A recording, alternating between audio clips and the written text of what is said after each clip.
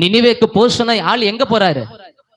தர்ஷீஷுக்கு கப்பல் ஏறி ஆண்டவர் ஒரு பாதையை காமிச்சு அவர ஒரு பாதையில என்ன பண்றாரு? இதுல போப்பா அப்படின்னு ஆண்டவர் சொல்றாருன்னா இதுல போயிடணும். இதுல நட வழி இதுவே, இதுல நடன்றாரு, இதுல நடந்துடணும். இதை விட்டு வேற எங்கேயும் போறோம்னா ஏன் அங்க போவேனாங்கிறாரு. அது ஏதோ டேஞ்சர். சங்கீதம் முதல் வசனம், முதல் அதிகாரம் முதல் வசனம் இப்படி அழகாய் ஆரம்பிக்கிறது. துன்மார்க்கருடைய அடுத்து அடுத்து ஒரு பெரிய ஒரு பெரிய என்ன சொல்றது, ஒரு அறிவுரையை தாவீது எடுத்த உடனே சொல்லுகிறார். போகக்கூடாத வழியை பற்றி தாவீது சொல்லுகிறார். இங்க எல்லாம் இருக்காது, இது உனக்கு ஆபத்து,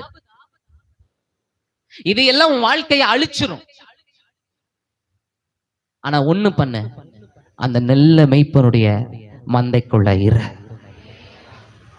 அவர் உன்னை புல்லுள்ள பள்ளியில நடத்துவார். ஆமே அமன் தண்ணீர் அண்டையில கொண்டு போவார். அவர் தேற்றுவார். மோவாபுல தேற்றுறதுக்கு கூட யாரும் இல்ல. ஆனா யூதாவுல ஜனம் இல்லைனாலும் அழைத்தவர் இருக்கிறார். ஒரு ஆமென் சொல்லுங்களேன். நான் சொல்றேன், இந்த வருடத்துல ஆண்டவர் உங்களை நடத்தி வந்துட்டாரு. இனி வருகிற நாட்கள்ல அவர் உங்களை நடத்த விரும்புகிறாரு. இதே மாதிரி அல்ல, இன்னும் மகிமையா நடத்த விரும்புறாரு.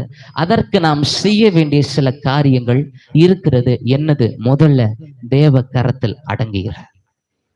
ஆகையால் ஏற்ற காலத்தில் அவர் உங்களை உயர்த்தும்படி அவர் கரத்தில் அடங்குகிறார். அப்ப அடங்கி இருக்காத யாரையும் அவர் என்ன பண்றது இல்ல, உயர்த்துறது இல்ல.